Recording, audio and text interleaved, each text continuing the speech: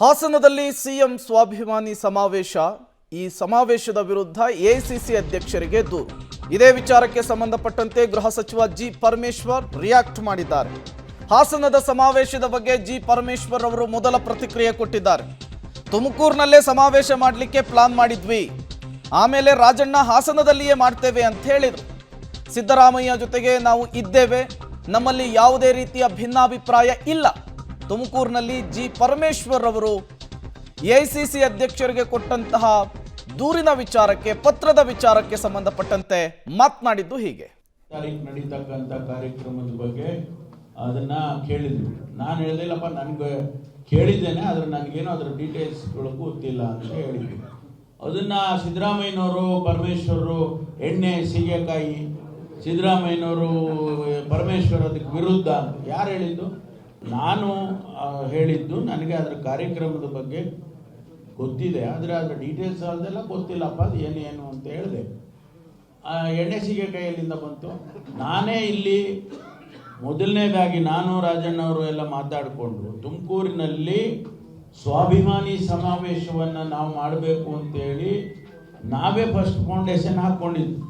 ಚಿಂತನೆ ಮಾಡಿ ಒಂದು ಮೀಟಿಂಗ್ ಮಾಡಿ, 2 ಮೀಟಿಂಗ್ ಮಾಡಿ ಎಲ್ಲ ಮಾಡಿ ನಾವು ಇಲ್ಲೇ ಮಾಡಬೇಕು ಅಂತ ಹಾಸನದಲ್ಲಿ ನಾವು ಮಾಡ್ತೀವಿ ಅಂದ್ರು. ನಾವು ಈ ಕಾರ್ಯಕ್ರಮ ಮಾಡೋದಕ್ಕೆ ಪ್ರಯಾರಿಟಿ ತಗೊಂಡು 5ನೇ ಡೀಟೇಲ್ಸ್ ಅನ್ನು ಕೊಡ್ತಾರೆ ನಮ್ಮ ಪ್ರತಿನಿಧಿ ಸುಖೇಶ್, ನೇರ ಸಂಪರ್ಕದಲ್ಲಿ ಜಾಯಿನ್ ಆಗಿದ್ದಾರೆ.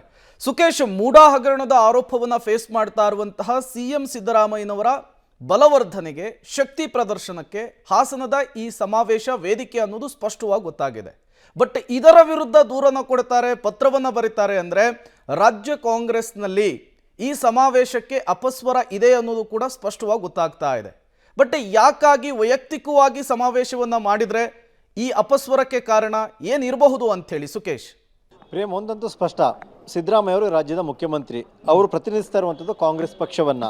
ಆ ಕಾರಣಕ್ಕಾಗಿ ಅವರು ಕಾಂಗ್ರೆಸ್ ಪಕ್ಷದ ವೇದಿಕೆಯಲ್ಲೇ ಮಾಡಬೇಕು ಹೊರತು ಅವರು ವೈಯಕ್ತಿಕವಾಗಿ ಶಕ್ತಿ ಪ್ರದರ್ಶನವನ್ನು ಯಾಕೆ ಮಾಡಬೇಕು, ಪಕ್ಷದಿಂದ ಹೊರತಾಗಿ ಯಾಕೆ ಮಾಡಬೇಕು ಅನ್ನುವಂತಹ ಪ್ರಶ್ನೆಯನ್ನಿಟ್ಟು ಈ ಒಂದು ಪತ್ರವನ್ನು ಬರೆದಂತೆ ದೂರು ಕೊಟ್ಟಂತೆ ಕಾಣಿಸ್ತಾ ಇದೆ.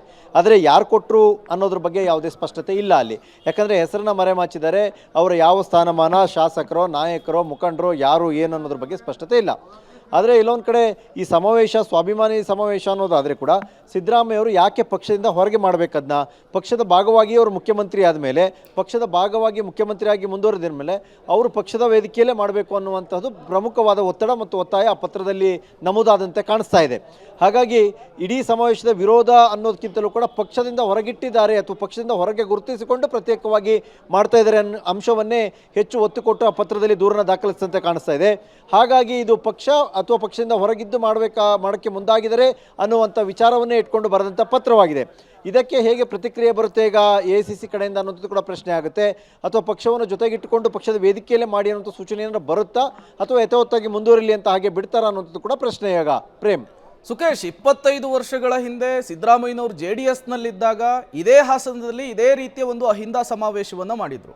ಈಗ ಅದೇ ಹಾಸನದಲ್ಲಿ ಸ್ವಾಭಿಮಾನದ ಹೆಸರಿನಲ್ಲಿ ಬೃಹತ್ ಸಮಾವೇಶವನ್ನು ಸಿದ್ದರಾಮಯ್ಯನವರ ಅಭಿಮಾನಿಗಳು ಮಾಡ್ತಾ ಇರುವಂಥದ್ದು. ಬಟ್ ಈ ಸಮಾವೇಶ, ಈ ಶಕ್ತಿ ಪ್ರದರ್ಶನ ಕಾಂಗ್ರೆಸ್ನಲ್ಲಿರುವಂತಹ ಒಂದು ಬಳಗಕ್ಕೆ ಅಥವಾ ಬಣಕ್ಕೆ ಎಲ್ಲೋ ನಡುಕವನ್ನು ಹುಟ್ಟಿಸ್ತಾ ಇದೆಯಾ? ಅದೇ ಕಾರಣಕ್ಕೆ ಈ ರೀತಿಯ ಪತ್ರ ರವಾನೆ ಆಯ್ತಾ ಅಂಥೇಳಿ ಸುಖೇಶ್? ಪ್ರೇಮ್, ಒಂದು ಸ್ಪಷ್ಟ, ಅಂದಿನ ಪರಿಸ್ಥಿತಿ ಬೇರೆ, ಇಂದಿನ ಪರಿಸ್ಥಿತಿ ಬೇರೆ. ಅಂದು ತಮ್ಮ ರಾಜಕೀಯ ಅಸ್ತಿತ್ವಕ್ಕಾಗಿ ಸಿದ್ದರಾಮಯ್ಯ ಅವರು ಓಡಾಡುವಂಥ ಅಥವಾ ಹೋರಾಡುವಂಥ ಅನಿವಾರ್ಯತೆ ಸೃಷ್ಟಿಯಾಗಿತ್ತು. ಯಾಕಂದರೆ ಮಾನಸಿಕವಾಗಿ ಅವರು JDSನಿಂದ ದೂರವಾಗಿದ್ದರು, CM ಸ್ಥಾನ ಕೈ ತಪ್ಪಿದೆ ಅನ್ನುವಂಥ ಕಾರಣಕ್ಕಾಗಿ. ಅವತ್ತು ಸುಮಾರು 18 ವರ್ಷಗಳ ಹಿಂದಿನ ಘಟನೆ ಅದು. ಆ ನಂತರದಲ್ಲಿ ಅವರು ಅಹಿಂದ ಮೂವ್ಮೆಂಟನ್ನು ಶುರು ಮಾಡಿದ ನಂತರದಲ್ಲಿ ಅವ್ರನ್ನ ಪಕ್ಷದಿಂದ ಹೊರ ಹಾಕಲಾಗುತ್ತೆ. ತದನಂತರದಲ್ಲಿ ಅವರು ಅಹಿಂದ ಮೂವ್ಮೆಂಟನ್ನು ಸ್ವಲ್ಪ ಟೈಮ್ ನಡೆಸ್ತಾರೆ. ಆ ನಂತರದಲ್ಲಿ ಕಾಂಗ್ರೆಸ್ ಸೇರ್ಪಡೆಯಾಗಿ ಚಾಮುಂಡೇಶ್ವರಿ ಉಪಚುನಾವಣೆಯಲ್ಲಿ ಗೆಲುವನ್ನು ಪಡೆಯುವಂಥದ್ದು, ಹೀಗೆ ಬೇರೆ ಬೇರೆ ಬೆಳವಣಿಗೆಗಳೆಲ್ಲ ಸಾಕ್ಷಿಯಾಯಿತು ಘಟನೆ. ತದನಂತರ ಕಾಂಗ್ರೆಸ್ಗೆ ಸಿದ್ದರಾಮಯ್ಯ ಬರುವಂಥದ್ದು, ಆನಂತರ ಕಾಂಗ್ರೆಸ್ನಲ್ಲಿ ಪ್ರಬಲ ಶಕ್ತಿಯಾಗಿ ಅವರು ಹೊರಹೊಮ್ಮಿದ್ದು, ಇವೆಲ್ಲ ಒಂದು ಘಟನೆ. ಇವತ್ತು ಅವರು ಅದೇ ಶಕ್ತಿಯನ್ನು ಉಳಿಸಿಕೊಂಡಿರುವ ನಾಯಕರಾಗೇ ಇದ್ದಾರೆ. ಆದರೆ ಮೂಡಾ ವಿಚಾರದಲ್ಲಿ ಒಂದಷ್ಟು ಬೆಳವಣಿಗೆಗಳಾಗಿದೆ, ಅವರ ವಿರುದ್ಧ ದೂರು ದಾಖಲಾಗಿದೆ, ಅದು ಕೋರ್ಟ್ನಲ್ಲಿ ಈಗಿರುವಂಥ ವಿಚಾರ, ED ಕೂಡ ಈಗಾಗಲೇ ಎಂಟ್ರಿ ಆಗಿರುವಂಥ ವಿಚಾರ. ಈಗ ಶಕ್ತಿ ಪ್ರದರ್ಶನದ ಮೂಲಕ ಅವರಿಗೆ ಹೋರಾಟ ಬೇಕಾಗಿರುವಂಥದ್ದು ನ್ಯಾಯಾಲಯದಲ್ಲಿ ಮಾಡಬೇಕಂತ ಕಾನೂನು ಹೋರಾಟ ಅವರು ಮುಂದೆ ಇರುವಂಥದ್ದು. ಯಾಕಂದರೆ ಸಿದ್ದರಾಮಯ್ಯವರ ನಾಯಕತ್ವದ ವಿಚಾರದಲ್ಲಿ ಅಥವಾ CM ಸ್ಥಾನದ ವಿಚಾರದಲ್ಲಿ ಸದ್ಯಕ್ಕೆ ಯಾವುದೇ ಅಪಸ್ವರ ಅಥವಾ ಪ್ರಶ್ನೆಗಳು ಉದ್ಭವಿಸಿದಂತೆ ಕಾಣಿಸ್ತಾ ಇಲ್ಲ. ಆದರೂ ಕೂಡ ಎಲ್ಲೊಂದು ಕಡೆ ಮೂಡಾವನ್ನೇ ಪರೋಕ್ಷವಾಗಿ ಚಾಲೆಂಜ್ ಮಾಡಬೇಡಿ ಅನ್ನುವಂಥ ರೀತಿಯಲ್ಲಿ ಬಹುಶಃ ವಿಪಕ್ಷಗಳ ವಿರುದ್ಧ ಸಂದೇಶ ರವಾನೆಯ ಭಾಗವಾಗಿ ಈ ಒಂದು ಸಮಾವೇಶ ಅನ್ನುವಂಥದ್ದು ಚರ್ಚಿತವಾಗ್ತಾ ಇರುವಂಥದ್ದು. ಆದರೆ ಈ ಚರ್ಚಿತ ವಿಚಾರದ ಮಧ್ಯದಲ್ಲೇ ಯಾಕೆ ಪಕ್ಷವನ್ನು ಹೊರಗಿಟ್ಟಿದ್ದೀರಿ ಅನ್ನುವಂಥ ಪ್ರಶ್ನೆಯನ್ನು ಈ ಪತ್ರ ಬರೆದವರು ಕೇಳಿದಂತೆ ಕಾಣಿಸ್ತಾ ಇದೆ. Prem. Okay, thank you Sukhesh ತಮ್ಮೆಲ್ಲ ಮಾಹಿತಿಗಾಗಿ.